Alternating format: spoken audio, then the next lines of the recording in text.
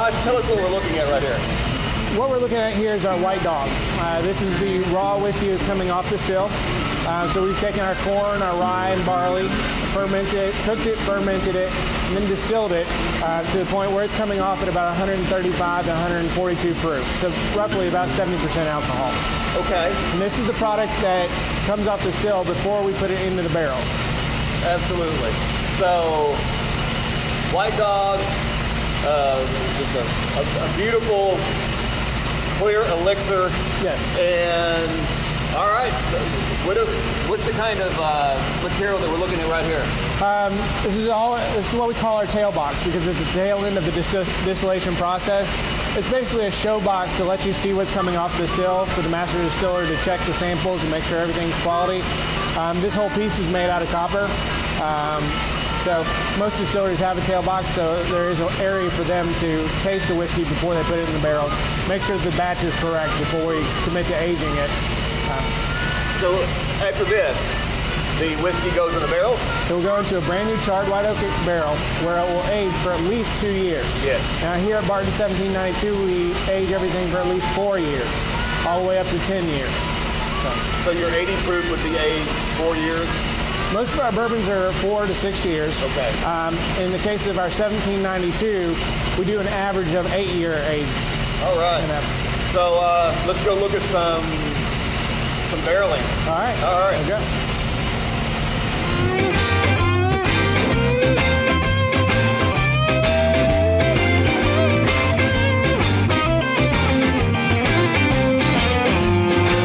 So Josh, we're in this chilly rick house, yeah, and I'm looking around. There are beautiful bourbon barrels all over the place. The sunlight's leaking in. It's a gorgeous scene. Tell the folks about what they would find in the rick house and what the purpose is, etc. Okay. This is a barrel warehouse, also known as a rick house or warehouse or barrel house. All the same names. Basically, it's a warehouse to hold barrels. They call it a rick house because the systems that are holding the barrels up are called a rick system. Fascinating. How many barrels do you have in this warehouse? Any idea? This warehouse has the capacity of 19,600 barrels, and we have 28 of them on property. That's considerable. I could keep talking about this stuff. I think that I did hear one of the reasons that bourbon must be aged in new oak barrels is because back in the day, the cooperage unions wanted this to happen. Do you know anything about that? I don't know anything about that. Okay. However, I do know that we say here in Kentucky that all spirits in the world start with good bourbon. Because after we use our barrels, we will sell them off to either Scotland, Ireland, Mexico, Caribbean, Canada, all to make other spirits and aged for different, whatever those spirits are. But they usually come from bourbon barrels. It's amazing. So the bourbon barrels here ship to Scotland, and then they age the Scotch over there in our Kentucky bourbon barrels. Yeah, that's a good example. Here on this property, what we use most of our barrels for is we will, after we've dumped the bourbon out, we'll fill them up with brandy and put them back in the warehouses. So we actually age brandy here as well. Stick around, folks. Oh, whoa! Yeah, don't stick your head in there. Whoa! Okay, so basically, folks, I just thought I would get a sniff of this, and it just, filled my nose. It's huge! It's carbon dioxide. That's carbon dioxide, huh? You don't want to miss what comes up next.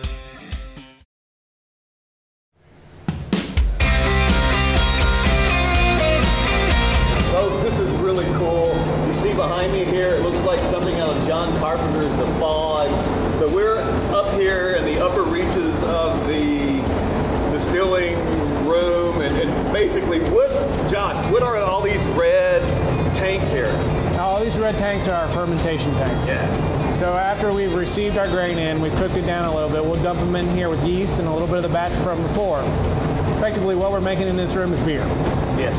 So we are taking our corn, our barley, and our rye, letting the yeast eat off of them, break down the sugars and starches, turn them into alcohol, because that's what we're making here. So inside these huge tanks, you're going to have, if you could look in there, you would see a bubbling process, like if you make a pizza dough and you put that yeast in there and then it starts fermenting.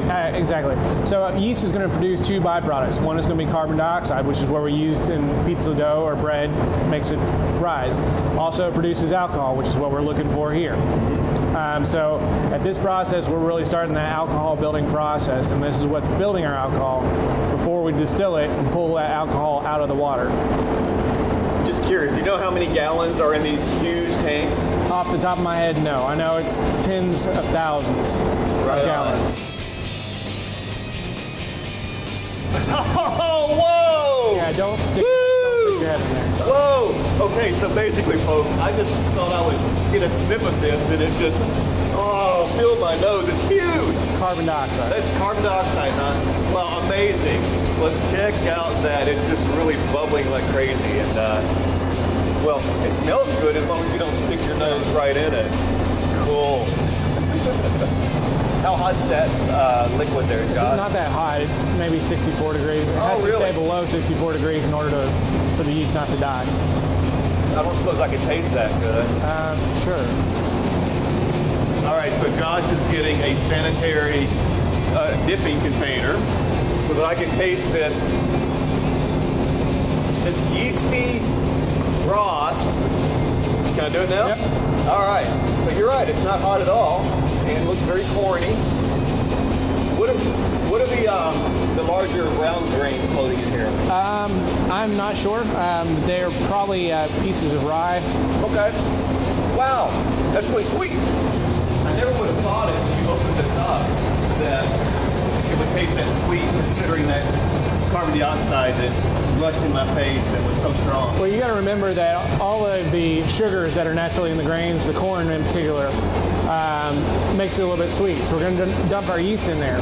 We ferment from 3 to 5 days. Yes. So in that 3 to 5 days, it's going to take those sugars, break them down into alcohol. So this is an early fermentation, which means you're catching it like the first day, so it's still sweet. Come back 3 days later or 5 days later, it's going to be sour. You're going to have a very sour distiller's beer. Okay, it's fun. Thanks for showing us that. More Go Local is coming up. Right here, we're looking at one of these limestone filtered springs. Yes, exactly. You're exactly right. Limestone is one of the prime ingredients for Kentucky whiskey. You don't want to miss this. So Josh, one of the things that makes Kentucky a perfect place for making bourbon is that we have a lot of limestone, which filters the water and also makes great caves like Mammoth Cave. Right. And right here, we're looking at one of these limestone filtered springs. Yes, exactly. You're exactly right. Limestone is one of the prime ingredients for Kentucky whiskey. The reason why limestone filters out the iron and adds calcium to our water. What we have here is our Tom Moore Spring. The spring's been running for ages, and that's why our distillery was built where it was back in 1879, is because there's 2 natural springs on the property. The spring has never failed. We still use this water in our distilling process today. How many years has this spring been in commercial production? 1879 was our first year. Wow, and so this is so clean that you can just drink it and not get giardia or anything, Absolutely, right? help yourself. All right.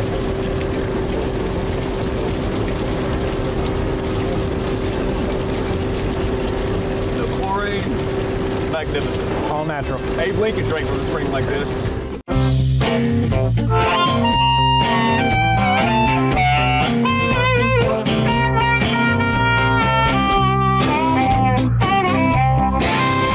We're here in front of this big 18-wheeler, and we're unloading corn. Josh, tell us about what's happening here. Okay, at this point, we've already tested the corn. Yes. We run a corn sample up to the lab as soon as we receive a truck, before they unload, to make sure that we have a quality product going in. Once they've been approved, they'll start to unload, which is what we're seeing here. All of the corn is dumped through a grate down there in the floor and then pushed into our storage area.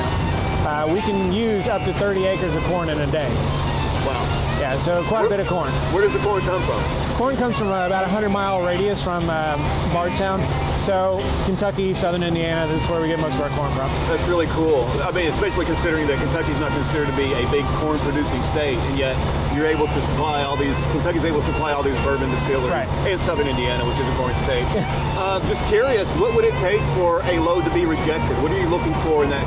We're looking for color, taste, smell, moisture. So anything that might produce some sort of off flavor. Yes. We don't want that off flavor going into our bourbon and making an off bourbon. Therefore, if we don't like it, we'll send the truck away. So you have a corn expert analysis person in there. We do have a lab, so our master distiller's up in the lab. Usually he'll test the corn samples and some of his assistants to make sure everything's quality product before we accept it. This is really cool. It's so great to see an actual working distillery, you know? Yeah. We've got more on the way. So what do you think of that one? It's good. I would call that buttery. Buttery? Yeah. I don't think I've had anyone say that before. Stay tuned.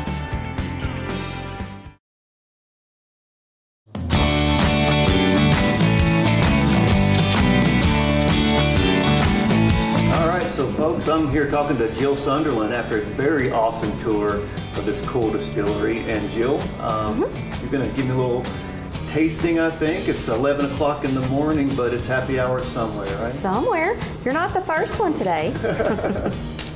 You see, you had some folks from Michigan in? Yes, earlier. we did earlier today. So you're pouring right now a taste of Barton 6-year-old, 86 proof. That is correct, yes. Yeah.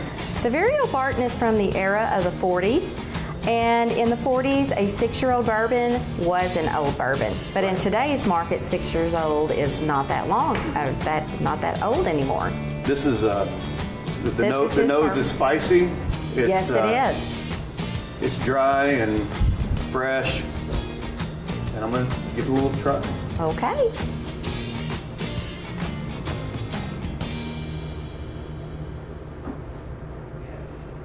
So what do you think of that one? It's good. I would call that buttery. Buttery? Yeah. I don't think I've had anyone say that before. You know, it's got that kind of oiliness that rolls over your tongue. And I would say it has notes of butter. Yeah, well, it's getting that from the barrel because when it evaporates in and out of the barrel, it's picking up that layer of the sugars. And sugars at times has that tendency to do that. So that's where you're getting that flavor from. Let's see what else you have here. I've seen that before. Oh, you have? Okay. This is the 1792 Richmont Reserve. This is our small batch bourbon. We aged this a minimum of 8 years. Okay, let's give it a try. Okay. And by chance, you should know this. What is the significance of 1792, Well, the I year? think that's the year that Kentucky became a state. All right. Not too many people know that, actually. Well, I am a fan of this place. I'm a Kentuckian and proud of it. And, You know a thing or two about the history? Does it smell different already? Yeah, I'd say it's lighter and actually surprisingly has a more mellow nose than that, I think, which surprises me considering that it sits in the barrel longer. Mm-hmm. I may be wrong on that. What do you smell when you? I'm not going to say anything until you have yours.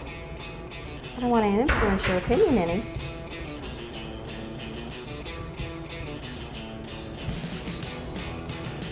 Vanilla.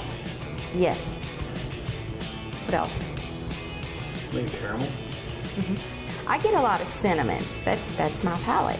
well, I think the whole process of trying to put language to describe bourbons or wines is pretty funny anyway. You read the reviews sometime and people come up with things that I would never think of. Like, this tastes like polished oak. Okay, well, I've cut firewood, I've cut into red oak, and when you cut into a piece of red oak, you can smell that oaky pungency, and some bourbons have that odor, but some of the terms that they use to describe them, I just find out of this world and kind of funny. So we have only been giving tours for about a year now, I believe. Just a little over a year.